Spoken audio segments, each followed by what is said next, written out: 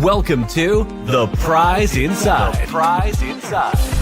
A chiropractor's journey in everyday holistic health and vitality. Here, your host, Dr. Jeremy Myers, delves into the remarkable journeys of everyday people who have embraced the path to health and healing. Through his practice, Dr. Jeremy encounters inspiring stories of profound transformation and the power of true healing within each of us. Stay tuned as we discuss various holistic topics and unlock the healing potential that lies within us all.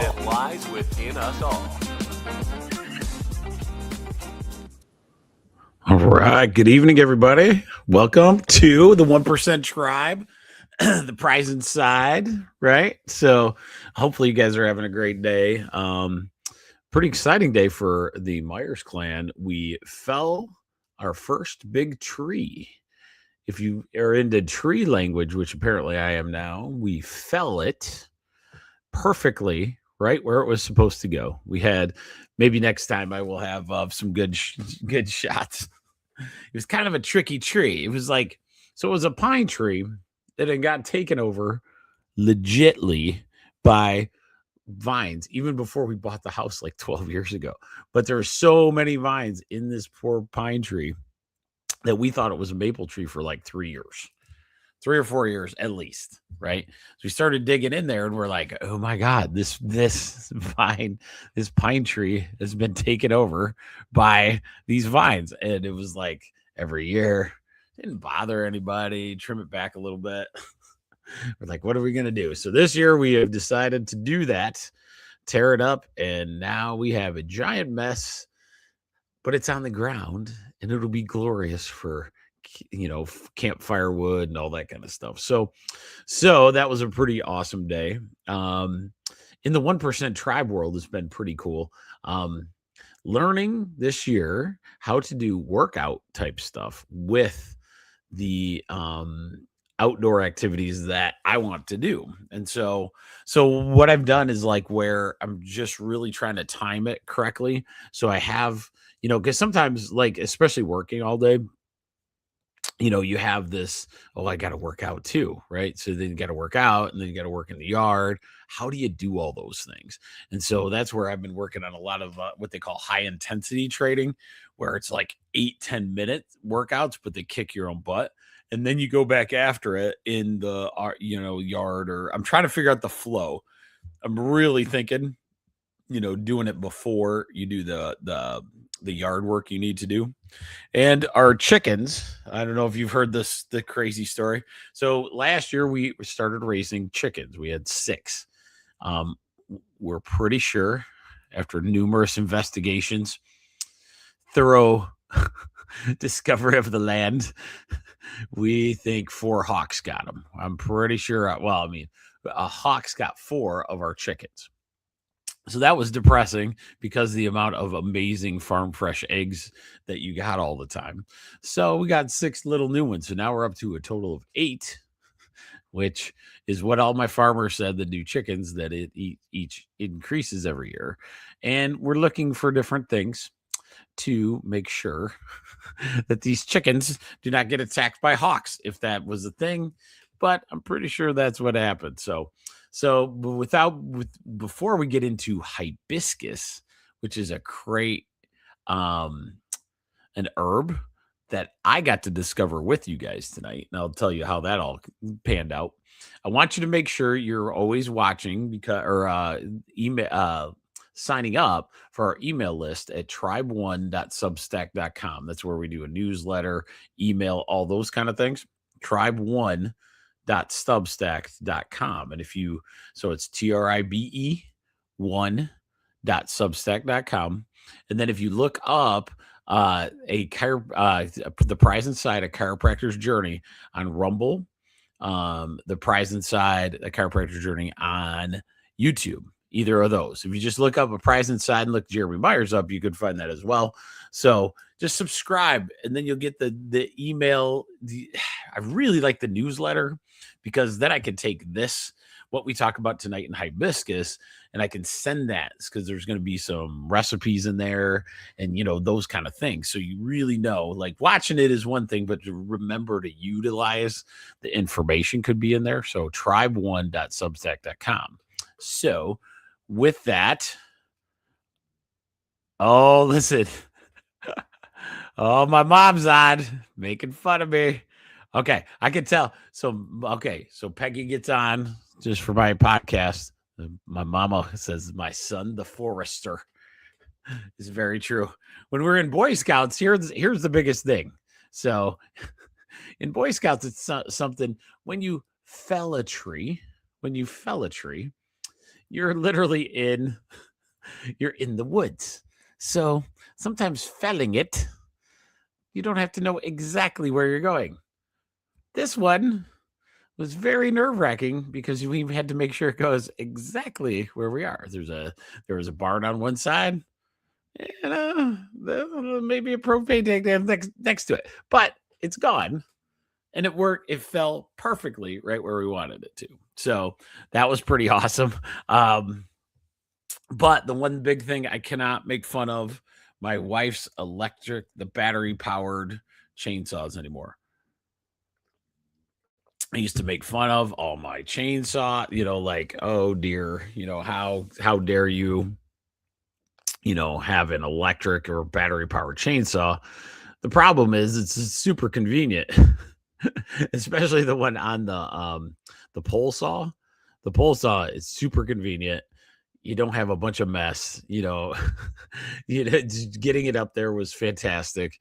And I needed to do that because of the amount of vines this thing had. It's just wild how this vine just ate this tree. It was crazy.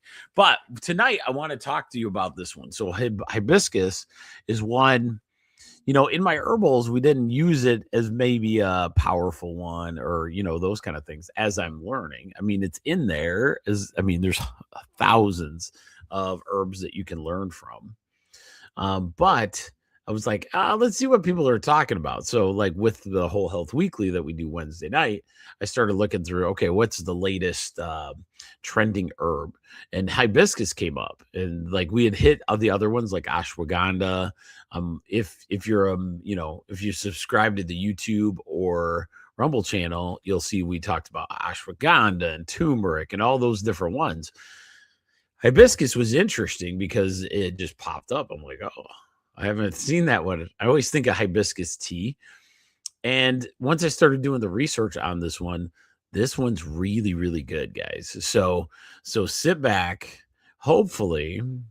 And tonight I get a little thing. I was so impressed with the research we did that I went to our favorite store and got hibiscus tea. Hibiscus and raspberry tea, which is kind of a rare one. I could not find it because not a lot of people are asking for it. After this podcast, I think the world will ask for it. You just wait. All right, here we go. So let's do it. Hibiscus. So is this the most underrated medicinal plant on the planet? My research is saying it could be. So let's get started. All right. So this is what we're going to talk about tonight. We're going to talk about the fascinating history of hibiscus across some ancient civilizations, what the modern research actually says today, the specific conditions hibiscus may help with, and exactly how to use it, what form to take, and what dosage. And of course, at the very end, I always like doing little recipes at the end. But by the end of this episode, you're going to want to stop at the grocery store on your way home, or tomorrow. You're going to want to go get it like I did. I literally went. We have a ton of different teas, and I went and got this. So here's the history of hibiscus, which not a lot of people knew about. In the Ayurvedic medicines, which is, think of Chinese medicine, but in India, right? That world, right? Hibiscus rose sinensis, prized in ancient Ayurvedic texts, classified as a cooling herb, to balance pitta dosha, or the heat and inflammation. So they talked anytime you had the hot, like hot inflammation, joint inflammation, those kind of things, they wanted to use a cooling herb, and hibiscus was one of those. It was in Ayurvedic medicine. It was used for liver support and kidney support. It was famous in India as a hair growth and scalp health treatment, interestingly. Used as a female reproductive tonic to support hormonal balance. It's still widely used in India, in Indian Ayurvedic medicine today. So hibiscus is very, very well known. In the traditional Chinese sense, and you're talking 2000, and so the Ayurvedic was 2,000 years ago. Traditional Chinese medicine this is used to clear excess heat from the body, just like Ayurvedic. They all found very similar properties, but they used it slightly different sometimes. Prescribed to move stagnant blood and improve circulation. That's pretty cool. Used for lung health and to soothe chronic coughs. That's cool.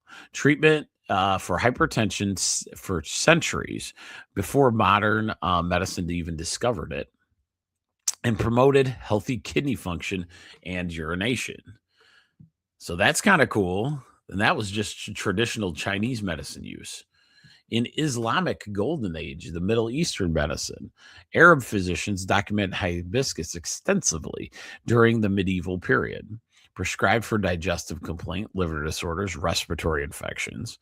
Used as a general body tonic and a cooling agent. Remember what we call those general body tonics? I would say it's called what they call in the adaptogen, like ashwagandha. If you remember, adaptogen is like whole body. It does something good for a lot of systems. So it's not one very specific, but it could be good. Carcade is a drink. So in the Middle Eastern area, so carcade remains the national drink of Egypt and Sudan to this day. That's pretty cool. So now I want to try some carcade. All right. Colonial era and the Americas. European colonizers encountered hibiscus medicine throughout the tropics. Became a staple of Caribbean folk medicine for fevers, cold, and hypertension. Mexican curanderos used hibiscus for kidney health, cholesterol, and weight management. Hibiscus was listed in the United States Pharmacopoeia from 1820 to 1900 as an official medicinal plant. So, from the Egyptian pharaohs to Caribbean healers to Ayurvedic physicians, every culture that encountered this plant recognized that it had some power to it. So what is this? What does the modern science today say? So we'll go into that. The science and research, okay? Blood pressure and cardiovascular health. Hypertension affects nearly 50% of American adults. So that's a big number, right? In a 2008 landmark Tufts University study, hibiscus tea significantly lowered systolic blood pressure in adults with mildly elevated levels. The Journal of Nutrition in 2010 confirmed antihypertensive effects in a larger population. How does it work? Hibiscus acts similarly to the ACE inhibitor type medications by relaxing and dilating blood vessels, which is awesome for what it does. And it does in a natural way because it's a plant that is medicinal. It also acts as a natural diuretic, reducing fluid volume and therefore blood pressure. There's a very important caveat. This is not a replacement for prescribed medications, but a natural complement. Okay. So this one is one that we're going to talk to if you got heart condition, all those kind of things. Talk to your doctor first before you start jumping into the old hibiscus train. Okay. So we'll always put that through all of our ones that we talk about herbs. Talk to your doctor prior to so that you feel really, really good on that. Okay. So there is huge antioxidant power and anti-inflammatory effects. Remember, if you've been following us for a while, hibiscus has is really rich in anthocyanins. It's the ones that make blueberries a superfood, tons of stuff. Oh, anthocyanins are a ton in your berries, right? And they're huge for antioxidant power and anti-inflammatories. Raspberries, um, some other ones escape me, but there's anthocyanin is something you want in your body as a product, almost like a multivitamin. It also contains polyphenols, flavonoids, and organic acids, which is fantastic. Has one of the highest antioxidant scores of any plant studied. That's huge. Okay, so blueberries are really up there, right? And so antioxidants are huge. We want to make sure that we're not oxidizing our cells, right? So we need that antioxidant there as a cell protective. Reduces C-reactive protein, a key marker of systemic inflammation.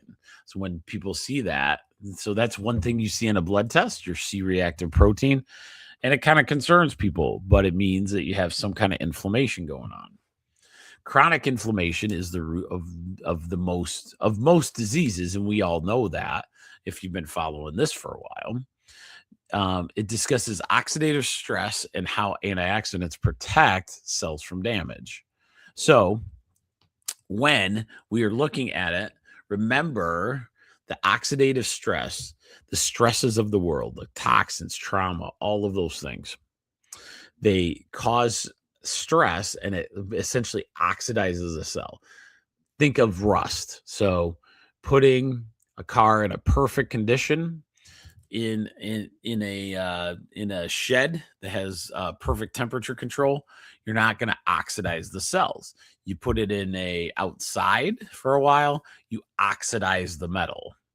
And that's kind of how you got to think of cellular. So whatever we can do to make sure that we're protecting that oxidative layer, so it doesn't oxidize the cells within us, that's better, more and more better health. So you also have, reduction in joint inflammation, back pain, all those kind of things. All right, so let's keep going. So let's talk about there's also a study on cholesterol and metabolic syndrome, which we'll discuss pretty good here. A 2011 study in the Journal of Alternative and Complementary Medicine showed a significant reduction in LDL cholesterol and triglycerides. Metabolic syndrome affects 1 in 3 Americans, and hibiscus addresses multiple components simultaneously by reducing the bad cholesterol, which is the LDL, while potentially raising the HDL, good cholesterol. It helps regulate blood pressure and improve insulin sensitivity. Animal studies suggest that hibiscus may reduce fat accumulation as well. So that's kind of cool. And I think they're talking about there's a difference between I would say you call the visceral fats like organ fat. So you have fat kind of surrounding your organs. And so you have your outside layer of fat. So don't think, oh man, it's going to drop the belly off of me. It's potentially could be there, but it was in an animal study. So, take that with what it is. However, it's still proven over 2,000 years of blood pressure regulation, anti-inflammatory. So you're seeing it's a pretty good herb already. We haven't even done much. All right, liver health and detoxification. Fatty liver disease, which is obnoxiously large right now, like scary large. Like children are getting fatty liver because of our diet and over medications or something.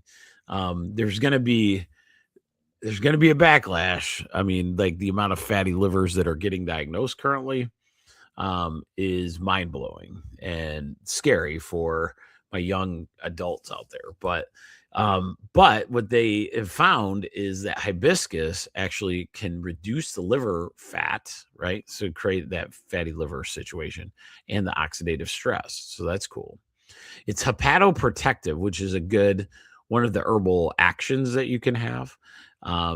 It has compounds that are hepatoprotective and helps to make sure that the liver is always balanced and the cells of the liver are working good. It actually supports, we should go through the process of the liver at some point, but the liver has 2 phases of detox. Okay.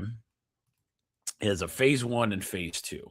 So when the liver is your detoxification. So let's say you eat some absolutely terrible thing for you. So let's say, let's use a certain brand. I don't want to do that. So there's a certain chip that every child likes, and it's orange. Okay. And you get your hands all dirty. Okay. It's pretty horrible for you. Like, there's not much actually happening in there that is actually natural. Okay. So let's just call it what it is. And so whatever happens, people get addicted to that one. And let's say you're eating that chip. Okay. So that chip is coming into your body, and your liver has to be the one to detox it and get it available for ingestion through the intestines and stuff.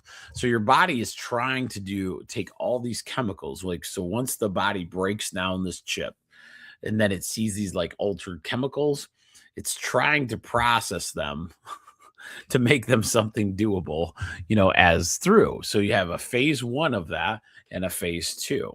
And so there's actually 2 different phases. Some people, when we're looking at liver, will have issues with, let's say, phase 2 of, the detox process. So it's kind of like, I would say, like, think of a car wash, but you're getting your car detailed at the end too. So you're getting, you go through the car wash, that'd be phase 1. And then phase 2 would be like the guys coming in and like vacuuming the inside. That would be phase 2, just to make sure all that's working. And so one of the things that happens in liver health is you have to look at that liver as a whole. Sometimes in our gut microbiome stuff, we'll have to look at all of those things. And one is to try to figure out like which one, phase 1 or phase 2, is really messing with you. And then getting that Kickstarter back up can be a challenge, but it can be done. So anyway, hibiscus helps with that. And hibiscus pairs beautifully with herbs like milk thistle, which is another herb, hepatoprotective, right? That's very good. It's good for your liver. And dandelion root, which we've talked about before, is one of the number 1 gallbladder and liver detoxes on the planet. Dandelion root. Okay, so let's talk about this. So kidney and urinary health. All right. So we also have traditional diuretic use, and it's now backed by research. So if we need a diuretic, like a natural diuretic, this could be an answer for some people. Studies show how hibiscus may reduce oxalate crystal formation, which is a major cause of kidney stones. But the studies are still out on that. But oxalate is one of the number 1 things that build up kidney stones. Then if you're able to break down that oxalate, then you not have as much of it, then you won't have as many stones. And some people have the joy of being able to have that, which sucks. Okay. So it also helps urinary tract function and reduces the risk of UTI. So all of these different things so far, what are we noticing? You probably should be taking it, at least dabbling in it. And so we'll go into how to take it in just a minute. But most of the people, hibiscus tea is a good answer. And this stuff is delicious. This one's a raspberry hibiscus. And it's got some good amounts of those things in there. Remember, when you're doing your teas, you want to steep it for a long time, and then you get that flavor plus a lot of those phytochemicals, the anthocyanins and all those things. The longer you let that tea soak, the more you get that, the more natural, stuff you get. That's why I love loose leaf tea if you can get it. Hibiscus is a little hard on where you got to grow it, but okay. Let's see. So let's keep going. So we have diuretic. It's great for the liver, great for the blood pressure. Dang, This is a good one. Okay. All right. So now let's talk about lab studies shows that there's this is another one, antimicrobial and immune system properties. It's very good against E. coli, staph, and certain fungal infections. High vitamin C content is one of the richest plant sources for vitamin C. It supports healthy immune response and reduces duration of illness. So taking a hibiscus could be really, really good. Historically used for wound healing. Science like mullein. Mullei's very good like that. But this one tastes much, much better. I'll tell you that. So historically used for wound healing, and science actually validates the antimicrobial aspect. So, and then let's keep going. Okay, so here's the newest research that's out there. So those are all things that it can do. That's why I'm thinking for my 1% tribers that listen to this all the time, put this into like the adaptogen category, where you might be doing this more often than not, for sure, because of the ability to be an adaptogen, and such a strong adaptogen as that. So hibiscus in cancer research. Early studies show anti-tumor properties of hibiscus extract. These are all just research. Doesn't mean it's out, but this is what they're looking at. Neuroprotective potential. Some emergence researching is saying it can help brain cells to protect them. Gut microbiome research. Hibiscus as a prebiotic supporting healthy gut bacteria. So that could be good. Cortisol and stress response. Preliminary research suggesting hibiscus may modulate stress hormones. And of course, the last one is the most interesting. And I think this is why it got in the news, even though it should be in there for a lot of those, the gut microbiome one. But the weight management is studies are showing how hibiscus extract reduces body fat percentage, which could be a really, really good thing. So we're really just taking a look, scratching the surface necessarily of like what hibiscus can do. Okay. So let's talk about it and break it down. So now that we've gone through all the stuff, so cardiovascular, we talked about it. Elevated blood pressure. These are the things you'd want maybe to take a look at hibiscus in your arsenal if these things are true.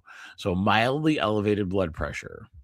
Just in general, let's say you have genetic predisposition to heart conditions, why not add it to your daily life?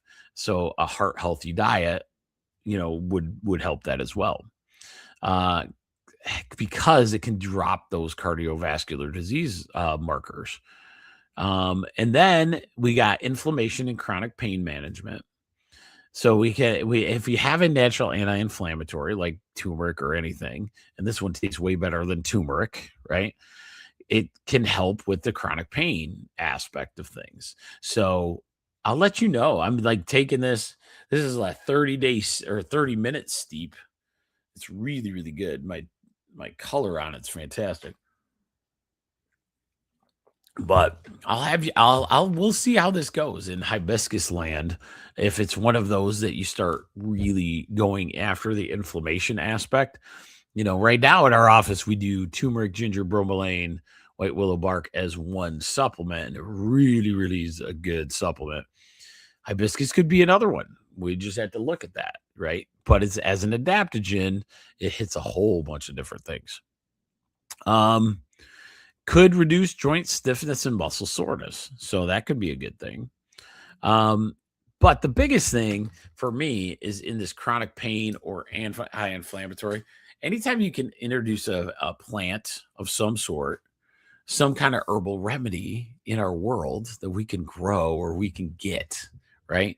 That does cellular health, it's so worth it because of the amount of stuff out there. And especially right now, each year it's going to get worse and worse. How many people are trying to save your cells from yourself, and all these different aspects of things, different different things that get put products that say, hey, it's the only one that will help your cellular, it's literally building stem cells, blah blah blah. There's a lot out there that do that kind of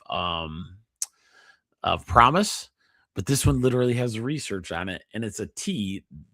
It's pretty good. All right, so hopefully you're seeing that, and that would be good. So cellular aging is the biggest one. Cholesterol and heart health. Just make sure you can, if you have some cholesterol issues, this may be one that you can try with your doctor, right? And then see what that is. It's as a long-term strategy. Maybe, you're learning. Okay, so let's talk about let's talk about that. So cholesterol is always an interesting one to me because for a chiropractor, I'm not going, if somebody's on prescriptions, I'm definitely not taking them off of anything or, those kind of things, but they'll ask my opinion. And sometimes I'll be like, okay, what are you doing? What medicines you're on and all the alls. And one thing I start with is like making sure that you're with a doctor that's really a medical doctor that prescribes the medicines that's with you, like say to them, the only question you have the next time you go see them, I want to get off this stuff and I want to do it naturally. Are you going to be there with me so that, I'm doing this with the guidance of the doctor? 1000%. I have not seen too many times where this conversation ends badly. I, in fact, see a lot of MDs go, oh, good, we can do that for sure. So so as you say these things, this is where you'd say, okay, I'm going to try hibiscus tea, just kind of monitor and see the amount of times that people have done this in my office with this kind of relationship versus, he doesn't know what he's doing and I'm going to get all the alls. Well, you tick off an MD. They don't like you anymore and they knew everything about you. So now they don't like you anymore. So they're not going to give you any, hints of that. But, like stop doing the argumentative thing and see if they'll be a teammate with you. If they're not, then maybe it's not that the doctor's not right for you and you just find a new one, right? And that happens all the time. The biggest thing is like understanding that if you have both of those, the confidence you have going in can be outstanding. One of my best buddies had a cholesterol, and when you're friends with the chiropractor, as goofy as I am, sometimes you're not going to really take what I say serious, probably most of the time. So my buddy says, hey, what would you do holistically for like cholesterol in the it was like 340 or something. Well, my buddy is a super high his job. He's working all the time. His brain's constantly active while he's working. It's a no joke situation. Sometimes and a lot of times those are your cholesterol people. Your brain is hugely stressed out, plus your body's physically active. That's a tough job. So anyway, so I looked at my buddy and go, you ain't going to do what I'm going to say anyway. He's like, of course I am. So we talked about it. I was like, all right, here's one you didn't think of. I go, our first thing is to have you meditate 10 minutes every day for 3 weeks straight. Right. And then we started adding some herbals. Now, hibiscus would be one of those now, but at the time it wasn't. I was like, oh, here's a few different ones that you could try. But first, I want to see if you're committed. Just do the meditation thing. Well, 2 weeks into that meditation, 10 minutes, no special meditation, no anything. Just figure out how to meditate. That's it. Figure out how to meditate and do it. Once you do, for 10 minutes. He comes sprinting back to me. He's like, dude, it's 250 after a week. I go, I know. That's the coolest part. Cholesterol is a stress reaction. It's one of those that once you get that, that diagnosis sometimes, or that marker, really, it's not really a diagnosis. It's just a thing on a sheet. So, but your body can reverse it. We just have to figure out why the cholesterol is adding this stress reaction to your body. Okay. So I just thought I'd add that as funny. I always laugh about that one. Happens all the time though, but his was pretty hilarious because the way he had to ask me. Okay. So hibiscus has super good cholesterol and heart health situations. It has amazing liver and digestive health, right? So there's liver tonics for detox support. Very, very good for that. Um, really good in the bile production. That's what they're saying. So it supports healthy bile production and fat digestion, which is two huge, huge pieces. So we need to, it helps sometimes with bloating, which is what? Do you guys remember?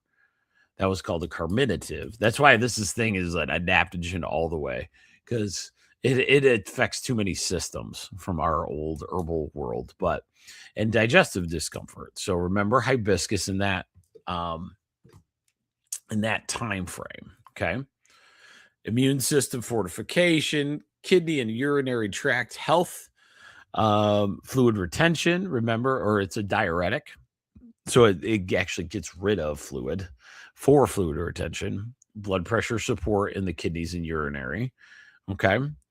And then in the stress, anxiety, and mental wellness, there is some studies that say it could be good at reducing cortisol, which is a big factor in the world currently, is the reducing the cortisol level on people in, when you're stressed out, or, right now, I really believe most of the world is like cortisol. Our level of cortisol is like crazy. And then it becomes chronic that we have to live on it. And then that's when it gets real nuts. But so making and drinking medicinal teas, getting in the habit of it. Rachel and I and Lexi was, I go, Lexi, check this one out. And I had her smell the raspberry hibiscus tea. And she's like, oh yeah. I go, this is going to be for me, this will be our new game night one. We're definitely going to play some game nights with this nice hibiscus tea. It's very chill, very nice. Okay, so I think I've given you enough stuff. Women's health. So it can be a female reproductive tonic, hormone balance support, menstrual comfort, and cycle regulation. But, like as you go, those aren't as researched. So just remember that. Skin and beauty benefits. These are traditional topical use for skin condition. Collagen supporting properties. High antioxidant contents fight skin aging from the inside out. Pretty good situation. Okay, now we get to the... When I took this one on, I was like, oh, it won't be that bad. It's hibiscus. What could it possibly do? And then it was like every system that we had to go through. So I apologize for that. Hopefully we'll add some more to the benefits, but just knowing that this is definitely one of those that you'll want to experiment with, even in a lot of these different aspects. So how do we take it? There's a few different forms we'll talk about. Hibiscus tea is going to be your number one. And it's the most researched, actually. So think about this. In my herbal world, when I look at different things, when I want somebody to try something and maybe not necessarily have the giant medicinal factor, I'll use it as a tea. A lot of times teas won't have much of the effect of taking it as, let's say, a supplement or a tincture, okay? Because it's a lighter, there's a lot more of the plant and it's like diluted essentially. And so a lot of times I'll tell people to start there. And if you feel like even a slight, like little, this could be interesting. Had a few patients that passion flower tea did that for them. Then maybe it's time to do the supplementation. There's like turmeric. There's a lot of different ones you can do this with. This one just happens to be delicious too.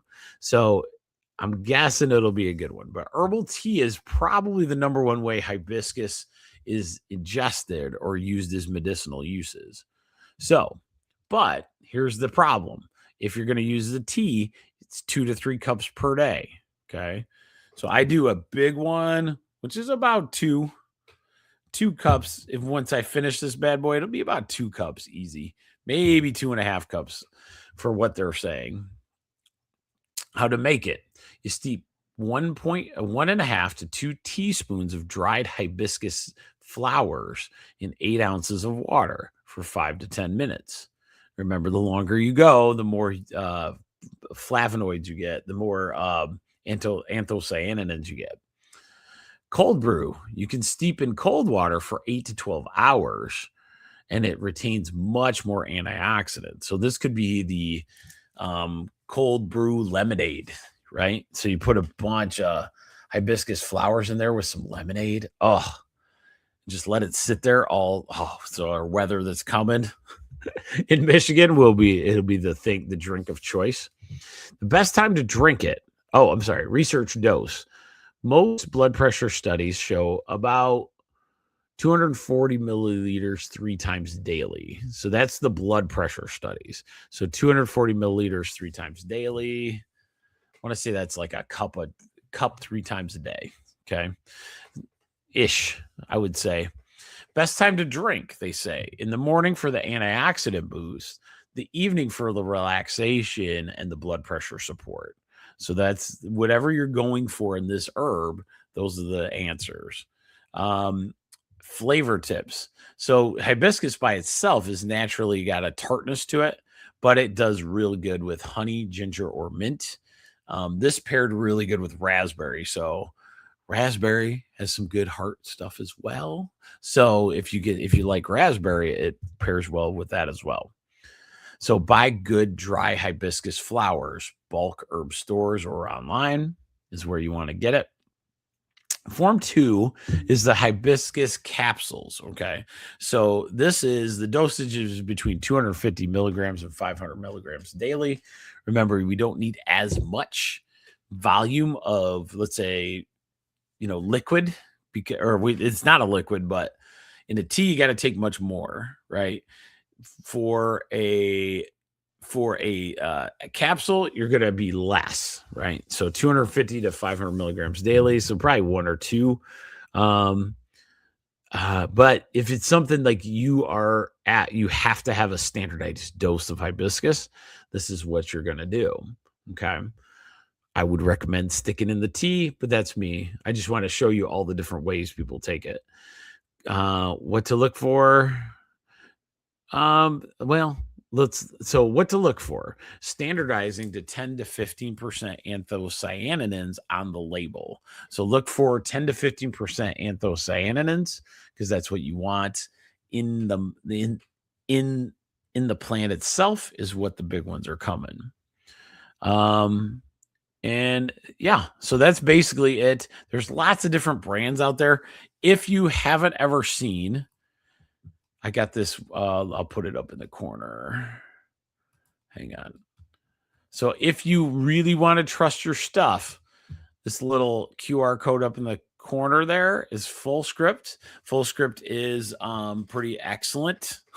I get to see who's in there. I got a couple 1% tribers that jumped in with this little QR code. So that's fantastic. If you need to order something through a site that you want to make sure it's vetted, like in there, Fullscript is the place to go. I think if you looked up Fullscript and then put my name in, you could also do that. And then I'll see you in my store thing. And then I think I can message back and forth. We're learning that part. So if you're in there, message me and see if I find the message. That's the next key. So I'm looking for it. I cannot find it. So, okay. So you can take them as eggs capsules as well. Hibiscus tincture. This is another way. This is the third form. This is one way to do it. You take 2 to 4 milliliters, taken 2 to 3 times daily. You can add it to water, juice, or just right under the tongue. It's much faster absorption than capsules. And this is better in the acute situation where you need something. So let's say an anti-inflammatory or something like that, it's inflamed pretty hardcore and you want to calm that down. So they're much highly more concentrated. Tinctures are powerful. So before you do any of those kind of things, talk to a doctor for sure. as you go. And then hibiscus powder is the last way. You do 1 teaspoon of 2 or 3 grams of that daily. And this one is the cool way to take it, I think. I think this is where I'd like you guys to aim for because it's such a powerful one. I don't want you to take it for conditions per se, but I want you to add it to smoothies, juices, yogurts, oatmeal, or water. And it's easy to put into a morning routine. Like if you have a smoothie for morning or, something like that, this could be a place where you put that. Okay. It's tart and tangy and it works beautifully in berry smoothies. Okay. We're going to go into a couple different recipes as well. Okay, so here's a couple applications. Here's the last way you can do it. There's actually hibiscus infused oil, and this is for scalp massage and that hair growth support that we talked about. Hibiscus face mask is you mix powder with honey or yogurt and put it on your skin for skin renewal. Hibiscus bath soak.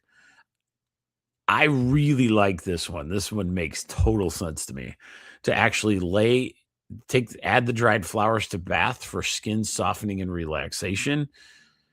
Remember that your skin is this huge absorbing organ, so it's really, really good.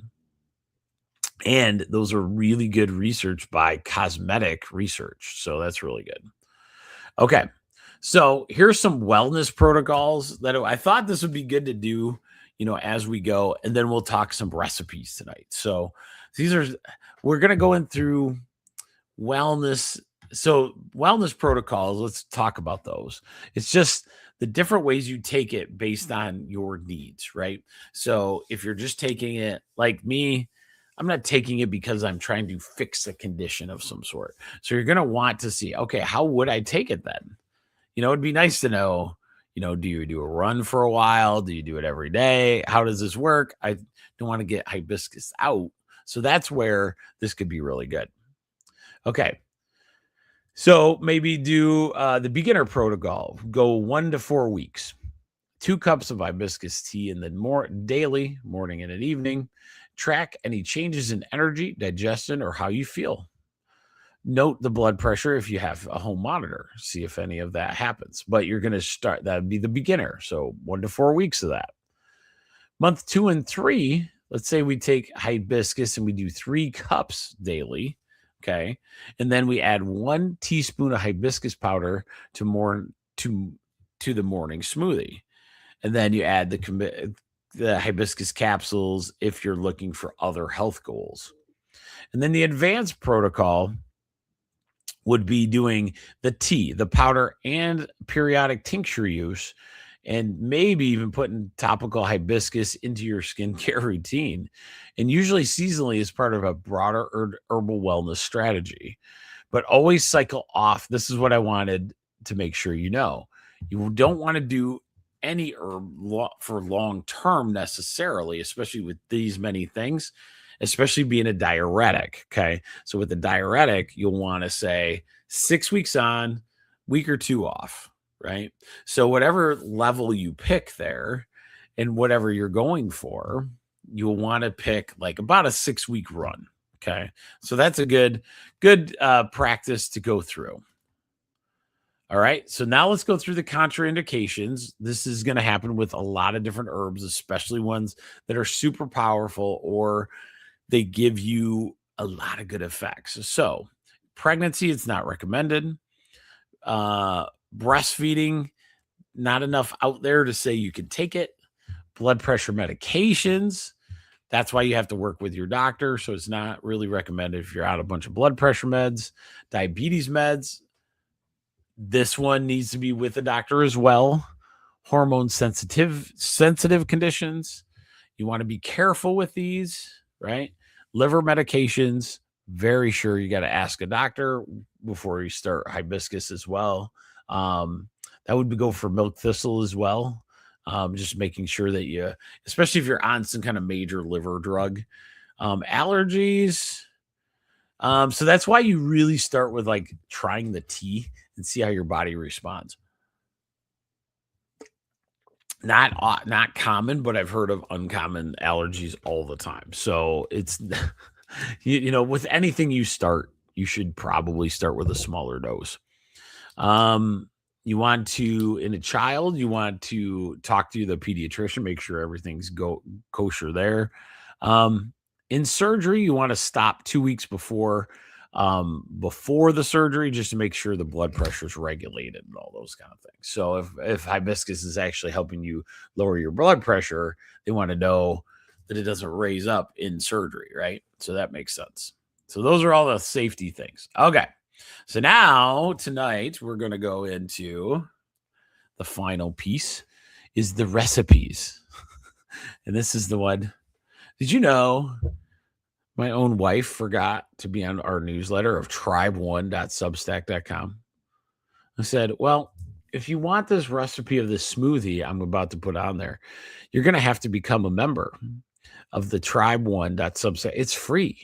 You don't even have to do it. But after today's show, I will put out a newsletter that'll have all the ways to do these recipes inside that newsletter. So be sure to subscribe to tribe1.substack.com.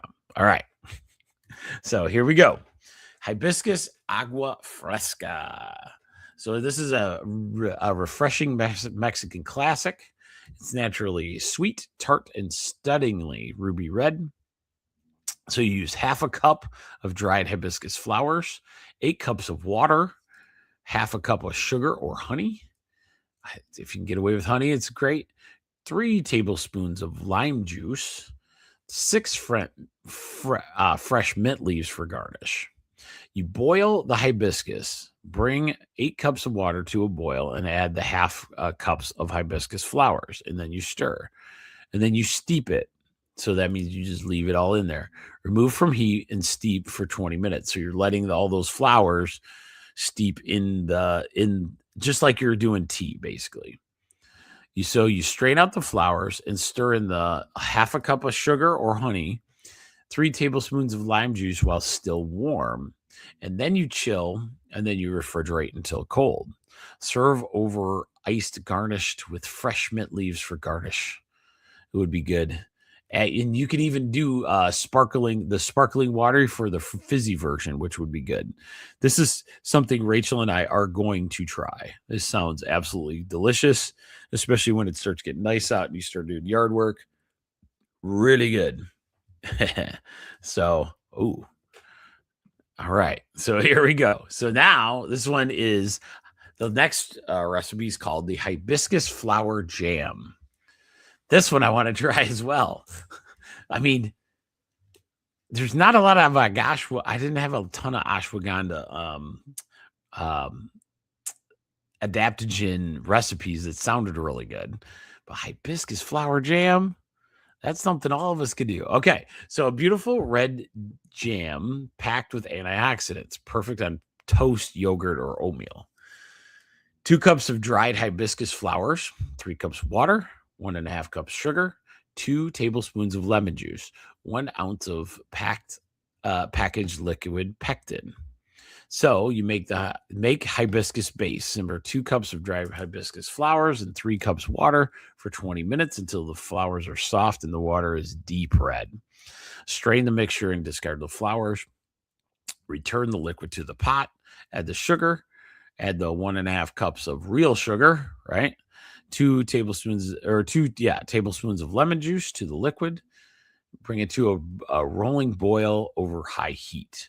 Add the pectin. Stir in 1 ounce of the liquid pectin, and boil hard exactly for 1 minute, stirring constantly.